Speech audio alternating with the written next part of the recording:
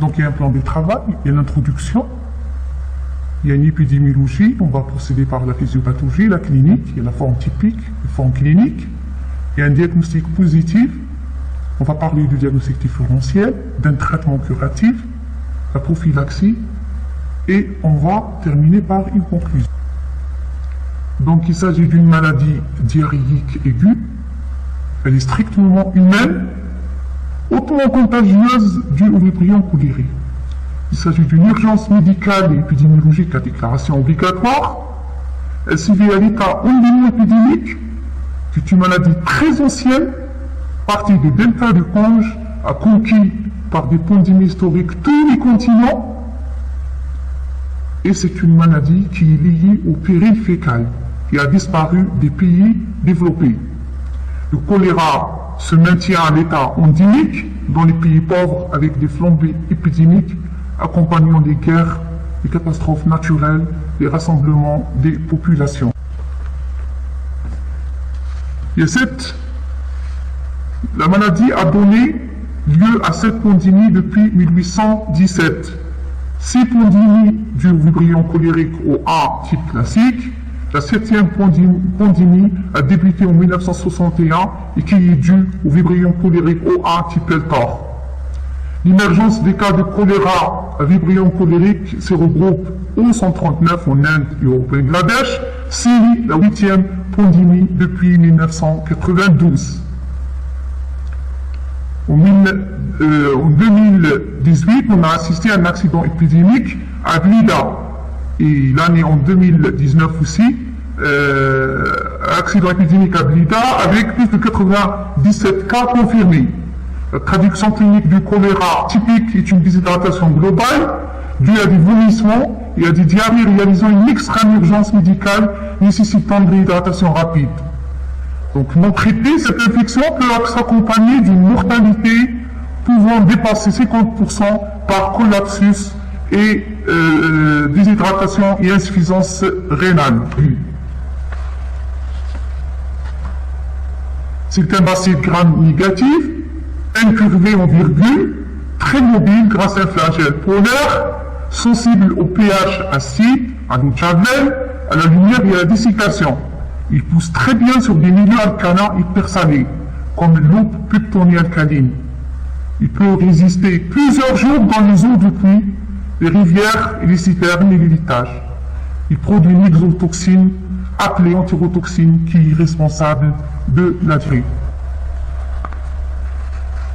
Il possède un antigène somatique O, où il y a plus de 100 groupes de O155. Seules les souches appartenant au sérogroupe OA et O139 sont pathogènes. Les souches les plus souvent en cause, c'est le vibrio cholérique O1 biotype L-Tor et le vibrio cholérique O139. À l'intérieur de ce groupe, c'est le biotype OA, il y a 3 spécificités antigéniques, le A, le B et le C, permettant de définir des sérotypes, notamment l'INABA, c'est le AC, l'OGAWA, le AB, et l'Ikujima, c'est le ABC. Le réservoir est strictement humain, représenté par le malade, le convalescent, porteur, sain ou bien le cadavre. On considère que pour une forme diarrhéique, il existe 8 cas du porteur inconnus qui sont très dangereux dans la dispersion de la maladie. L'élimination des germes se fait par les selles, les vomissements, il est retrouvé même dans la sueur. La transmission elle est orale, directe, manipulée, quand il y a un contact avec un malade, la malade, c'est-à-dire avec sa sueur, ses vomissements, ou bien lors de la toilette mortuaire. Donc c'est une maladie des mains sales. Elle peut être aussi indirecte, féco-orale, par ingestion d'aliments souillés, non lavés, ou irrigués par des égouts, mais c'est surtout la consommation d'une eau polluée par les matières fécales humaines et non traitées. Donc il s'agit d'une maladie du péril fécal.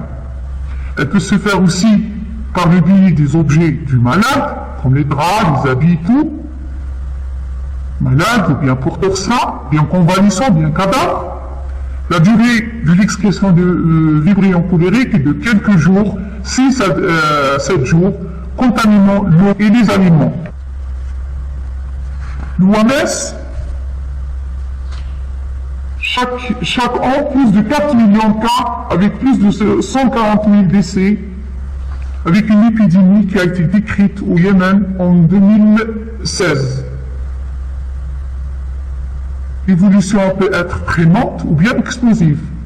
Quand l'évolution de l'épidémie est très lente, la population ici est exposée à une petite quantité de vibrions colériques.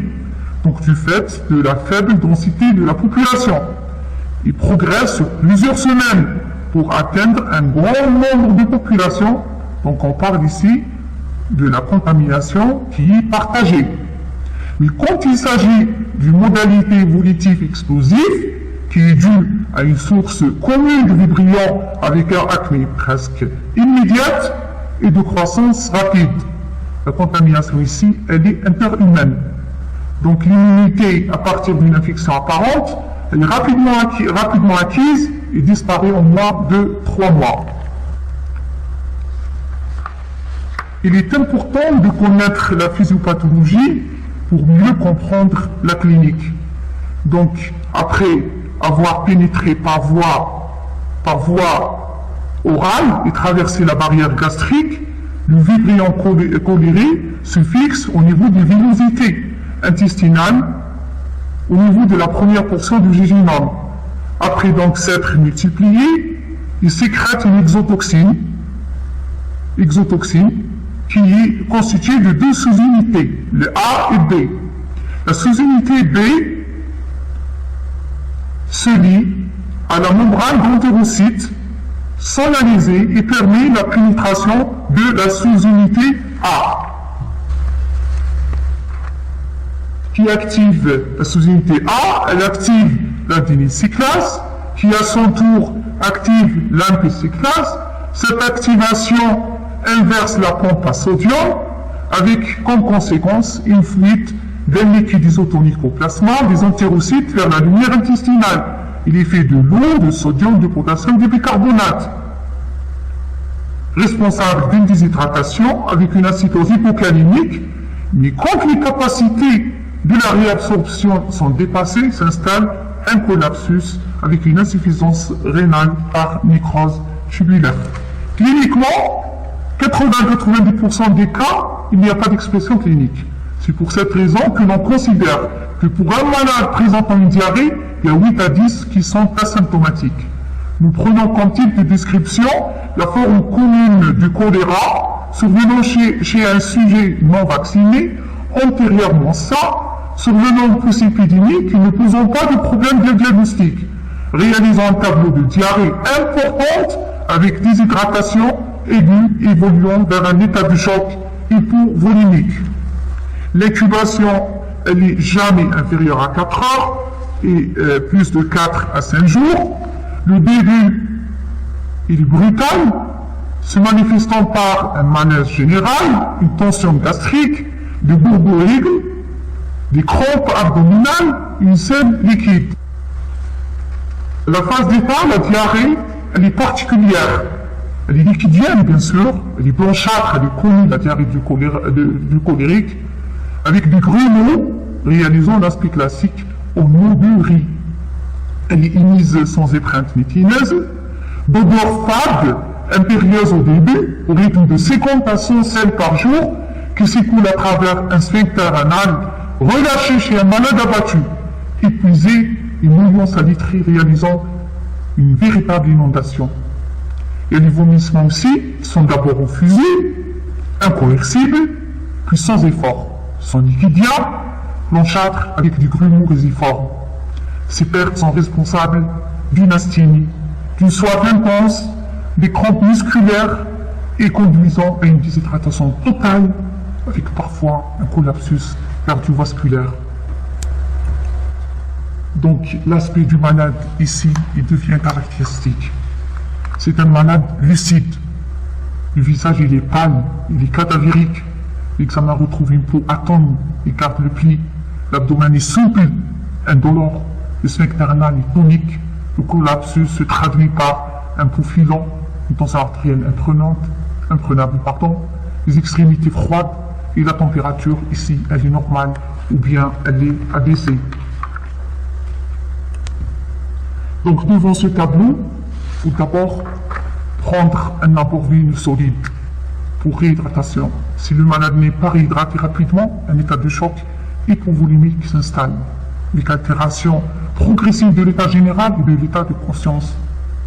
Une hypothermie, respiration lente, d'acidose métabolique plus molle, les extrémités deviennent froides et s'émousent et s'installent par la suite des marqueurs.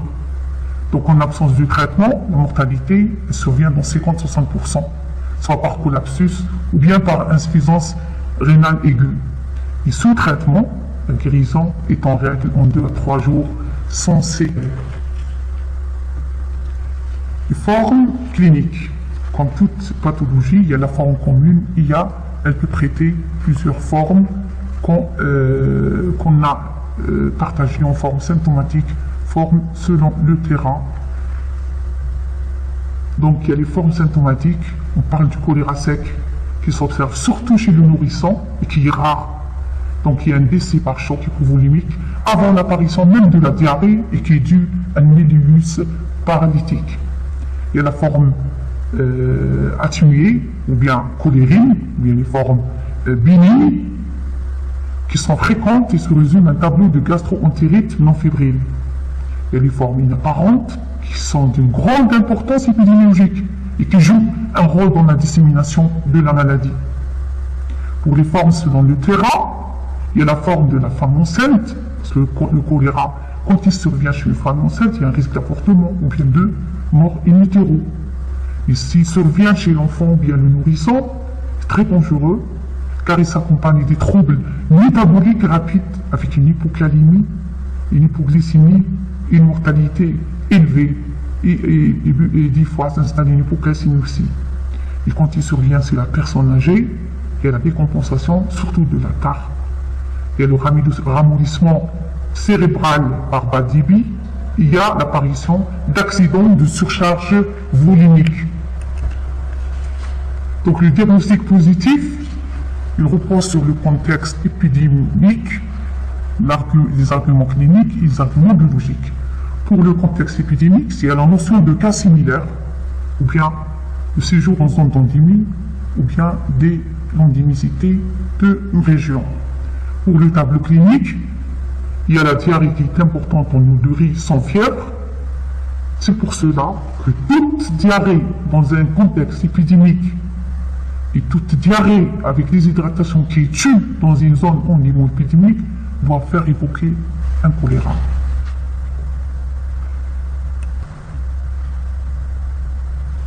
Pour les formes bénignes, le diagnostic différentiel,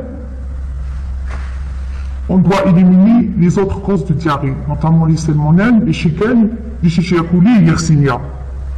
Mais pour les formes graves, qui se compliquent de déshydratation, on élimine les autres causes de syndrome cholériforme, notamment les Escherichia coli entérotoxinogènes, une des principales causes de diarrhée des voyageurs touristes, la diarrhée d'origine virale surtout fréquente chez le nourrisson et l'enfant, c'est le virus, généralement le rotavirus et l'adénovirus, le Staphylococcus aureus, intoxication Clostridium perfringens et Bacillus cereus, qui sont à l'origine de toxi-infections alimentaires collectives. Il y a la diarrhée aussi aux antibiotiques. Pour le traitement, il y a le traitement de volet curatif et le volet prophylactique. Pour le curatif, il est urgent, il consiste à restaurer la volémie dès l'arrivée du malade, au pavillon des urgences ou bien la consultation.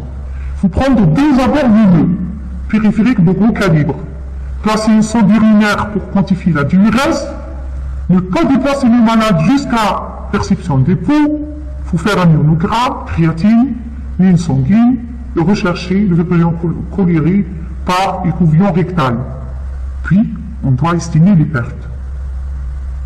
Quand il y a la déshydratation immobilisée, les pertes sont inférieures à 10% du poids du corps. Mais si elle dépasse le poids du corps, donc la déshydratation, elle est sévère. Quel est le but du traitement? C'est de rétablir rapidement la volémie et de lever une insuffisance rénale quand elle existe, puis stériliser le tube digestif par les antibiotiques. Les solutés. On a les moyens, on a les solutés, les diurétiques, et on a les antibiotiques. Pour les solutés, on a les grosses molécules, comme le plasmagène, en cas d'état de choc. Il y a la solution de Ringer lactate, qui est faite de sodium, de potassium, de lactate, de chlore. Il y a le sérum bicarbonaté, il y a la solution de réhydratation standard, et le sérum glucosé isotonique, le salé, et la solution de réhydratation par voie orale. Il y a les salides diurétiques, furosémides, et il y a les antiémétiques, l'albertine en cas de vomissement incoercible. Les antibiotiques, leur but est de stériliser le tube digestif, réduire la durée de la diarrhée et par conséquent diminuer la contamination. Donc on a la cipratoxine qui est de 2 grammes adultes, 1,5 gramme de 10 pour les personnes dont l'âge est entre 10 à 15 ans. On donne le Bactrim 2 comprimés par 12 heures 6 fois, ou bien l'oxytétracycline 50 mg par kilo par jour 2 jours après l'arrêt de la diarrhée. L'inditrix, on l'utilise pour la femme enceinte. L'indication de la réhydratation, elle est indiquée selon l'évaluation de la déshydratation. Si la voie orale, on donne en cas d'absence de vomissement, perte quand elles sont inférieures à 10% du poids du corps, et quand la voie orale aussi est possible.